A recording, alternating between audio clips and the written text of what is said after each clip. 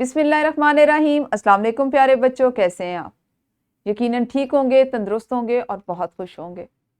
प्यारे बच्चों, हम पढ़ रहे हैं उर्दू जमात 2 और सबक है हमारा सच बोलो। दरसी किताब का सबक नंबर 22, जिसको हम आज दूसरे हिस्से में इंशाल्लाह मुकम्मल करेंगे। तो हमारे आज के सबक में शामिल हासिलात ताल्लुम होंगे, हम आवाज़ अल्फाज की दुरुस्त निशानदेही कर सकें, सुनकर साथ साथ कहानी या इबारत को बुलंद आवाज में बोल सकें या दोहरा सकें।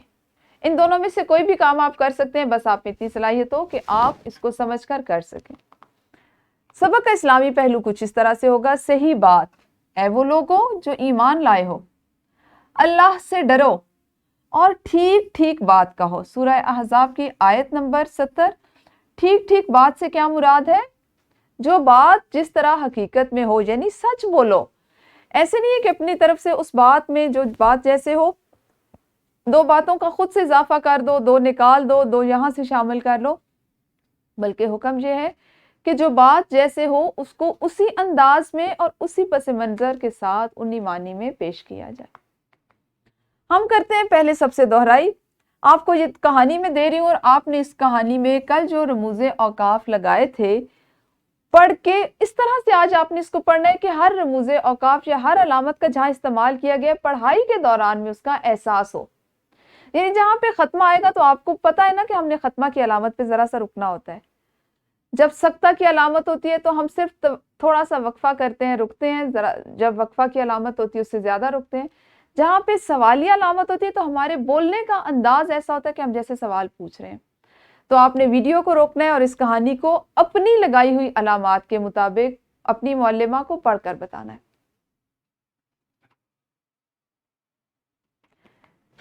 जी, पढ़ने से पहले की एक और सरगर्मी, सच ना बोलने का क्या नुकसान होता है? हर बच्चा मुझे इसका जवाब अपने ज़ाती तजर्बे की रोशनी में दे के, आपने कभी ऐसा किया कि सच ना बोला और उसका आपको क्या नुकसान उठाना पड़ा? और बात करते हुए आप किस चीज़ का ख्याल रखते हैं? वीडियो को जल्दी से रोकिए और हर बच्चे ने इन सवालात के जवाब देने। आपने सवालात के जवाबात अपनी मुअल्लिमा को दिए। आज हमने अपनी नज़्म जो है सच कहो सच बोलो उसकी बुलंद ख़्वानी करनी है। और आप जानते हैं बुलंद ख़्वानी का तरीका क्या होता है। आप किताबें खोल के अपने सामने रखते हैं। हम सबसे पहले नज़्म के ख़ास अल्फाज को पढ़ते हैं, उनको अदा करना सीखते हैं, उनके तलफ़्फ़ुज़ से वाक़फ़ियत हासिल करते हैं। तो हमारी नज़्म के ख़ास अल्फाज हैं खुश, ताकत, इज्जत, शोहरत और अजमत। और नज्म कुछ इस तरह से है। कोई बड़ा हो या हो छोटा, कोई बड़ा हो या हो छोटा, उससे जब कुछ कहना चाहो, पहले सोचो फिर मुंह खोलो और सच बोलो। सच कहना भी है नेकी ही, सच कहना भी है नेकी ही, नेकी करना बात है अच्छी, अच्छी बातों पर खुश हो लो और सच बोलो। किसको नेकी कहा गया है? सच बोलने को। सच बोलना, सच कहना भी जो है उसको नेकी कहा गया, नेकी करार दिया गया। और एक और इसमें क्या अहम बात बताई गई कि जब भी बात करने लगे, मुंह खोलने लगे, तो पहले सोचें और उसके बाद बोलें।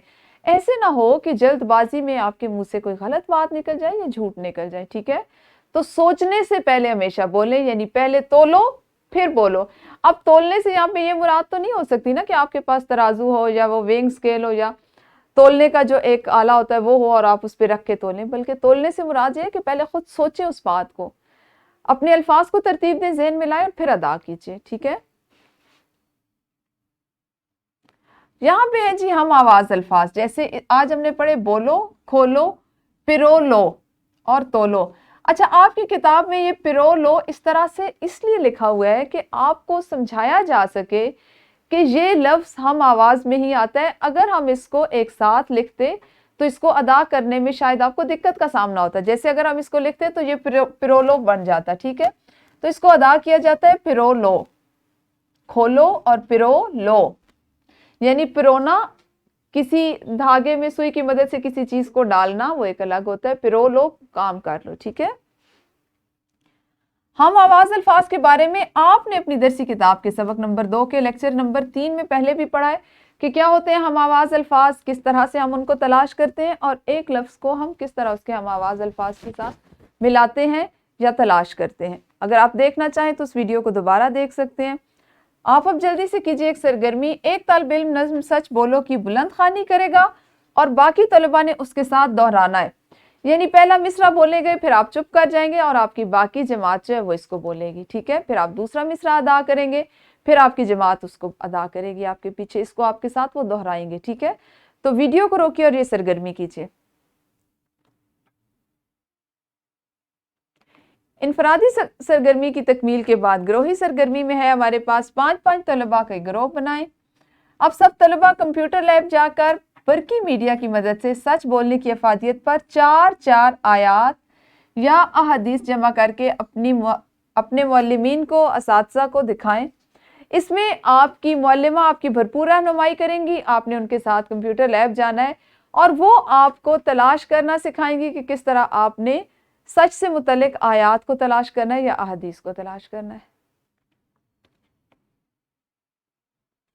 جی، گروہی سرگرمی کے بعد مشق کا سوال نمبر 2، سبق کو مد نظر رکھتے ہوئے آپ نے درست جواب کا انتخاب کرنا ہے۔ اور سوال نمبر 6، کچھ الفاظ آپ کو دیے گئے جو آپ کی نظم سے ہیں، آپ کی معلمہ بھی آپ کو ان کی املا کروائیں گی اور آپ نے خوشخط انداز میں ان کا املا تحریر کرنا ہے۔ 8واں سوال ہے جی ہمارا، نظم سچ بولو سے ہم آواز الفاظ تلاش کرنے ہیں اور زبانی بتانے ہیں، ٹھیک ہے؟ 2 اس کے جو بند تھے وہ ہم نے آج پڑھ لیے، باقی جو نظم ہے اس کو بھی پڑھیں اور ہم آواز الفاظ تلاش کرنے ہیں آپ نے۔ ورک شیٹ میں ہے نظم کا جو حصہ آپ نے آج پڑھا ہے اس کی 3 خاص باتیں، اور آپ کو اگر اندازہ ہو تو بھی ہم نے اپنی پڑھائی کے دوران میں جب میں نے آپ کو نظم پڑھائی تو اس کے خاص نکات آپ کو زبانی بتائیں، آپ وہی لکھ لیجئے گا۔ اور جملے بنانے آپ نے سچ، سوچو، نیکی، خوش اور چھوٹا کے۔ یہی آپ کی جو ورک شیٹ ہے یہ ہمارے گھر کے کام کا حصہ بھی ہوگی، آپ نے اس کو گھر سے مکمل کر کے لانا ہے۔ کل ملیں گے انشاءاللہ اس نظم کو اگلے حصے میں پڑھنے کے لیے، اس وقت تک آپ سب اپنا خیال رکھیے۔ اللہ حافظ، شکریہ۔